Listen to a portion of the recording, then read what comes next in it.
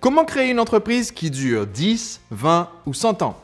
Bonjour, je suis Sébastien Knight, le marketeur français, et chaque lundi, je partage avec vous les lectures de l'entrepreneur libre, c'est-à-dire une pépite issue de l'un des 500 meilleurs livres de développement personnel, développement professionnel et entrepreneuriat que j'ai lus au cours des 10 dernières années. Aujourd'hui, j'aimerais vous parler d'un sujet extrêmement important puisque c'est celui qui fait que vous serez encore là dans 10 ans, dans 20 ans ou 100 ans. C'est la longévité de votre entreprise.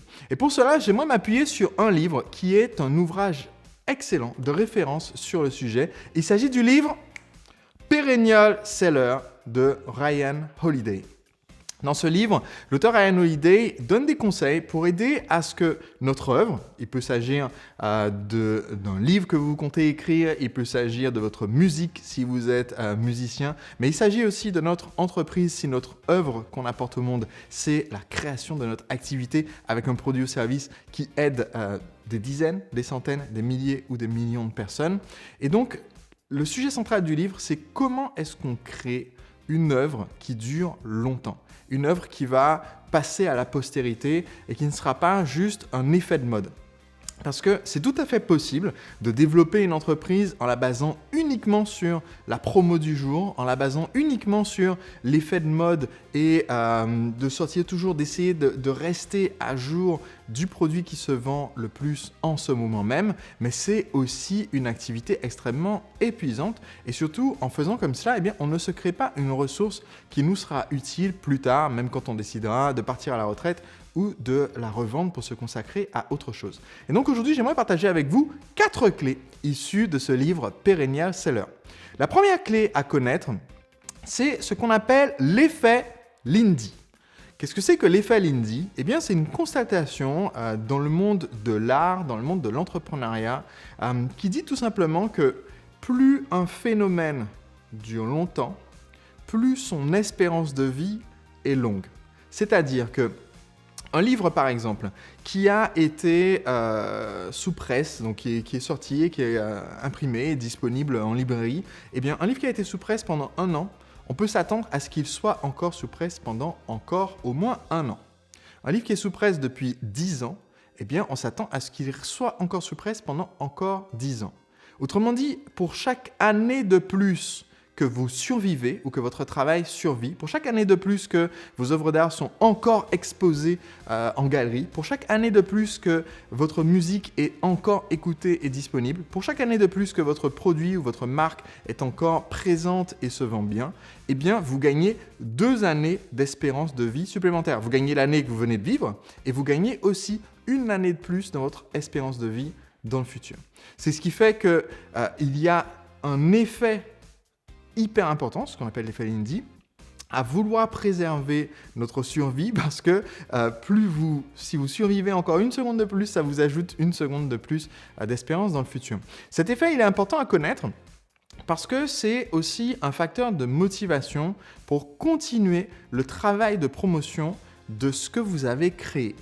Dans le livre, l'auteur il consacre un chapitre au fait que trop souvent, les créateurs, et je sais que la plupart des personnes qui regardent mes vidéos sont des créateurs, que vous soyez créateurs d'entreprise, créateurs de produits, mais aussi beaucoup de personnes qui vont me regarder par exemple créer des services ou des produits d'information, qu'il s'agisse de conférences, formations en ligne, vidéos, podcasts. Eh bien, un phénomène dont l'auteur nous prévient qu'il est très dangereux, c'est la tendance qu'on a à passer très longtemps à créer quelque chose. Vous passez peut-être 1 an à créer un livre ou 5 ans à créer un livre dans lequel vous mettez toute votre énergie, tout votre enthousiasme, tout votre savoir, vous suez sang et eau pour pouvoir le créer. Et quand vous arrivez au bout de cette période de 1 an ou de 5 ans, eh bien vous y consacrez 20 minutes à choisir la couverture finale, peut-être 1 heure pour écrire le texte descriptif qui ira sur la page descriptive du livre sur Amazon et ensuite 1 semaine à faire la promotion du livre avant de passer à autre chose. Si vous faites cela, eh bien, l'espérance de vie de votre travail, ce n'est pas les 5 ans que vous avez passé à le créer et encore 5 ans après. Non, c'est la semaine que vous avez passé à le promouvoir et encore peut-être 1 semaine ensuite. Donc si vous voulez profiter pleinement de cet effet Lindy et avoir une longévité importante du travail que vous avez créé, eh bien vous devez continuer à donner à votre œuvre le temps de prospérer. Vous devez continuer à rester investi une fois que vous avez créé. C'est une erreur que je vois très très fréquemment parce que j'accompagne de nombreux entrepreneurs dans le lancement de leur activité, le lancement d'un nouveau produit ou service. C'est qu'ils ont cet enthousiasme, ils ont cette énergie dans le lancement. Par exemple, si je reprends l'exemple d'une formation en ligne, ils vont dire « Ok, je mets tout ce que j'ai, tout mon savoir, toute mon énergie pour lancer cette formation en juillet. » Et donc, de janvier à juillet, ils travaillent super dur pendant 7 mois pour créer le contenu de la formation, pour la lancer. Ils font un carton. En juillet, ils vont peut-être faire 100 000 € en l'espace d'une semaine, 500 000 € en l'espace de 2 semaines. Et ensuite, en août, ils vont se dire « Bon, maintenant que j'ai lancé cette formation, qu'est-ce que je pourrais enseigner d'autre ? Je vais lancer un autre produit, je vais créer un programme par abonnement, je vais créer un livre, je vais créer un nouveau séminaire. » Et on jette ce sur quoi on a passé 7 mois auparavant. Si vous faites ça, eh bien votre travail ne sera jamais pérenne parce que vous serez tout le temps en train de créer quelque chose de nouveau et c'est un travail dans lequel on s'épuise énormément, qui ne vaut pas le coup. Prenez plutôt exemple, je vais prendre pour moi un des meilleurs exemples parmi mes clients, c'est Olivier Roland que j'ai aidé à lancer son premier produit Agir et réussir en fin 2009, début 2010. Mais il savait que ce produit c'était un produit temps plein. Parce que ce qu'il voulait vraiment, c'était partager sa passion pour le blogging et créer une formation qui aiderait d'autres personnes à devenir blogueurs professionnels. Et donc, en fin 2010, en décembre 2010, Olivier m'a demandé si je pouvais faire un consulting avec lui pour l'aider à lancer cette nouvelle formation Blogueur Pro. Donc, Blogueur Pro existe depuis 2010. À l'heure où nous faisons cette vidéo, ça veut dire que cette formation existe depuis près de 10 ans. La même formation qui est sa formation phare. Olivier est connu maintenant à l'échelle internationale pour son expertise autour du blogging. Et il a donné en fait le temps à son travail, à ce savoir qu'il a mis dans cette formation, qui est devenue sa formation phare, pour que ça puisse prospérer. Et comme ce savoir et cette expertise a été en ligne avec succès pendant 10 ans, eh bien l'effet Lindy nous dit qu'il sera probablement encore là pendant encore au moins 10 ans de plus. Et chaque année de plus où il persévère, ajoute encore une année de plus d'espérance de vie par la suite. Deuxième clé pour que votre travail soit pérenne. L'auteur cite un avertissement de Peter Thiel, qui était le fondateur de PayPal et l'un des premiers investisseurs dans Facebook. Et ce que Peter Thiel, qui donc est un investisseur reconnu dans le monde des nouvelles technologies, eh bien l'avertissement de Peter Thiel, c'est attention à ne pas tomber dans le piège de tous ces entrepreneurs qui sont tout le temps en train d'essayer de surfer sur la nouvelle vague. Il y avait des personnes qui avaient basé toute leur entreprise sur le développement des nouveaux plugins pour MySpace. Il y avait des personnes qui ont basé toute leur entreprise sur le fait qu'on puisse utiliser les notifications Facebook comme un autorépondeur. Des gens qui ont basé tout leur business sur le service Periscope de Twitter et encore plein d'autres innovations technologiques du moment sur lequel c'est créé tout un écosystème. Et puis quand l'innovation technologique qui est au centre meurt, disparaît, parce que plus personne ne l'utilise, ou alors quand, donc ça a été le cas par exemple de blab.fr, la plupart des gens qui vont regarder cette vidéo.fm ne sauront même pas ce que c'est. Eh bien, c'était un système de webconférence en direct qui a été tué par des plateformes comme Facebook Live qui ont repris tout l'intérêt et cette petite plateforme a disparu. Il y a des gens qui avaient basé tout leur business là-dessus et qui donc du jour au lendemain ont disparu. Ou alors, c'est la plateforme sur laquelle vous vous êtes basé qui absorbe ce que vous étiez en train de faire et encore une fois, votre business à nouveau disparaît. Si vous créez des plugins pour tel ou tel navigateur web, si vous créez des produits qui sont des ajouts sur le produit de quelqu'un d'autre, eh bien, le risque que vous avez, c'est que le créateur du produit principal décide simplement d'inclure ses avantages et ses bénéfices dans son produit principal et vous vous retrouvez avec rien. Tout simplement. Ou si vous suivez un effet de mode, eh bien vous courez le risque que cette mode disparaisse. Et les modes, ça va beaucoup plus vite qu'on ne pense. Je me souviens d'un des grands classiques dont j'ai déjà parlé dans ces vidéos du lundi, un livre de Robert Collier qui s'appelle le Blue Letter Book, et dans lequel il dit méfiez-vous des modes, basez-vous uniquement sur les choses qui ne changeront jamais. Par exemple, eh bien, les hommes porteront toujours des chapeaux. Bon, 20 ans après que ce livre soit sorti, la mode des chapeaux avaient complètement disparu. Et aujourd'hui, quand on lit ça, on trouve ça marrant. Les gens qui lisaient ça à l'époque disaient, bah oui, évidemment, ça ne disparaîtra jamais, les chapeaux. Je veux dire, il y aura toujours Google, il y aura toujours Facebook, YouTube sera toujours là, a toujours été là. Et donc, c'est impossible que ça disparaisse du jour au lendemain. Eh bien, la question à se poser, c'est une des questions mentionnées dans le livre de Ryan Holiday, c'est vous dire, au moment où vous voulez lancer une activité, lancer un nouveau produit, lancer un nouveau service, pour vérifier que vous n'êtes pas en train de suivre une mode, toujours se poser la question, est-ce que ce produit se vendra encore dans 10 ans ? Et quand vous vous posez cette question, vous vous assurez que vous n'êtes pas en train de poursuivre une météorite, une étoile filante qui aura disparu d'ici quelques minutes ou quelques mois à peine. Et un bon test de ça, c'est tout simplement si vous vous dites, ok, si je lançais ce même produit, non pas maintenant, mais dans 10 ans, est-ce qu'il y aura un marché ?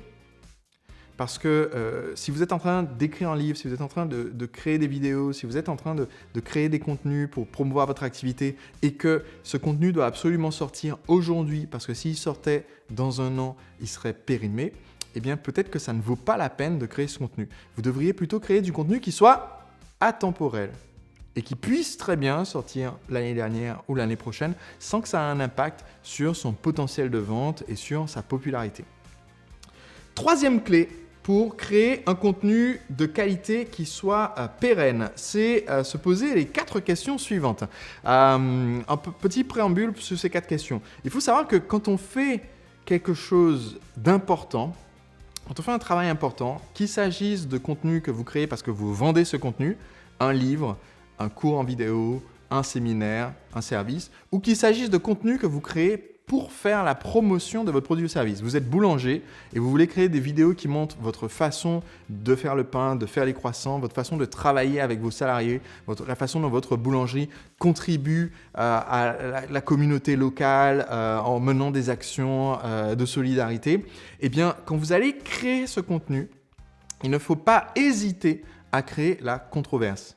Il ne faut pas hésiter à pousser le bouchon un peu loin. Et donc, l'auteur nous pose 4 questions. Il dit quand vous créez ce contenu, il faut se demander, première question, quelles sont les vaches sacrées que je dois sacrifier ? Quelles sont les vaches sacrées que je dois sacrifier ? C'est-à-dire, quels sont les mythes, les légendes, les croyances profondes qui sont présentes, qui sont omniprésentes sur mon marché, dont mes prospects sont convaincus, dont mes concurrents sont convaincus, mais qui sont fausses et que je dois démolir. Donc, première question à se poser. Deuxième question, c'est quelle est l'institution dominante à laquelle je m'attaque ? Autrement dit, dans notre communication avec nos prospects, c'est toujours bien de se poser la question qui aujourd'hui est l'establishment, qui est l'ennemi du changement, qui est l'ennemi du progrès et s'attaquer à cette institution. Ne pas hésiter en fait à mener la bataille contre cette institution, pas forcément pour qu'elle disparaisse complètement, mais peut-être simplement pour qu'elle change sa façon de faire. Ce dont on se souvient, c'est jamais les administrateurs, c'est toujours les révolutionnaires. Troisième question, quels sont les groupes que je vais secouer, que je vais agiter ? C'est-à-dire, quels sont les groupes de personnes qui ont besoin qu'on donne un petit coup de pied dans la ruche, juste pour que ça se réveille, juste pour que les conversations difficiles commencent, pour que enfin on puisse se poser les bonnes questions et qu'on puisse avancer. Et quatrième question, qui sont les personnes que je vais saouler ? C'est-à-dire, qui va s'énerver en lisant ce contenu, qui va se froisser en regardant cette vidéo, qui va se sentir insulté, qui va se révolter. Parce que même si je ne m'attaque pas forcément à la personne, mais le fait de s'attaquer à des idées doit faire bouger les choses. Donc, c'est parfois intéressant d'avoir le débat d'idées, même si vous savez que personne dans les deux camps n'a forcément absolument raison, mais le fait que chacun puisse avancer ses arguments, eh bien, ça nous permet d'avancer. Quatrième clé pour que votre travail soit pérenne, eh bien, cette quatrième clé, c'est de mesurer vos résultats sur l'échelle que vous avez choisie. quand on décide de créer un travail qui sera pérenne, quand on décide de créer je vais vous donner un exemple. Quand je choisis de faire mes vidéos que je partage avec vous, eh bien, je choisis de parler de choses qui sont atemporelles. C'est-à-dire que cette même vidéo pourra être vue dans une semaine, pourra être vue dans un mois, pourra être vue dans un an, pourra être vue dans 10 ans ou 20 ans si la technologie pour regarder ces vidéos existe encore, sans que la personne qui regarde ne se dise « Ah, c'est dépassé ça, c'est old school ». Alors peut-être qu'on vivra tous sur Mars et que plus personne ne portera de chemise et que les gens seront toujours en costume, en combinaison spatiale et que du coup, il y aura des choses qui seront passées dans la forme, mais le fond reste vrai. Et donc ça veut dire que je ne peux pas me comparer le résultat, ou comparer le développement de ma chaîne de vidéo à quelqu'un qui fait un travail de vidéo, de journalisme sportif ou un humoriste, parce que j'ai choisi de ne pas courir dans la même course. On n'est pas en concurrence parce que j'ai choisi de faire un sport bien défini qui est de communiquer avec mes entrepreneurs libres et de communiquer un contenu qui soit atemporel, qui pourra être regardé et re-regardé et que les gens y retrouvent un niveau de profondeur à chaque fois qu'ils vont regarder ces vidéos dans le futur. Et donc, j'ai choisi de ne pas être dans le divertissement ou les sujets de surface. Et donc, je ne peux pas comparer la popularité, la vitesse de diffusion, même la longueur des vidéos, même la fidélisation, c'est-à-dire combien de temps les gens en moyenne regardent la vidéo. Je ne peux pas comparer cela à quelqu'un qui ne joue pas le même jeu. On peut toujours tirer des leçons et des idées nouvelles en regardant en dehors de ce que nous sommes en train de faire pour ne pas rester enfermé dans sa bulle, mais c'est très important de ne pas comparer les résultats qu'on obtient sur une échelle qui n'est pas la vôtre. Si vous êtes coureur de fond et que vous comparez votre vitesse de course du 5000 mètres avec quelqu'un qui fait du sprint, eh bien, vous allez tout le temps être essoufflé dès le début de votre 5000 mètres parce que vous n'adaptez pas vos métriques, vous n'adaptez pas votre auto-coaching à votre résultat visé. Voilà 4 clés pour que vos produits, vos services, votre art, votre œuvre soient intemporels. Je recommande vivement ce livre de Ryan Holiday, très bon livre. On se retrouve lundi prochain pour une prochaine lecture de l'entrepreneur libre. D'ici là, si vous n'êtes pas abonné pour recevoir ces vidéos gratuitement, sachez que je vous ai mis un lien juste en dessous ou juste au-dessus de cette vidéo dans la description pour vous permettre de vous abonner, ce qui fait que je peux vous envoyer gratuitement ces vidéos chaque lundi. Et si vous n'avez pas encore lu mon livre, Le secret des entrepreneurs libres, un livre atemporel et qui sera encore diffusé, je l'espère, dans 10, 20 et 100 ans, et bien dans ce livre, vous allez découvrir comment vous pouvez devenir un entrepreneur libre, c'est-à-dire vendre vos produits de façon automatique, sans votre présence constante, avec un système marketing testé et éprouvé par des milliers d'entrepreneurs à travers le monde. Pour recevoir ce livre gratuitement avec mon offre spéciale en ce moment, eh bien, cliquez sur le lien qui apparaît également dans la description de cette vidéo. On se retrouve lundi prochain, à très vite. Dernières années.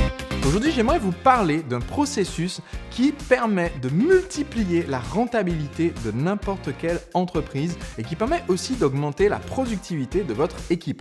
Ce principe, c'est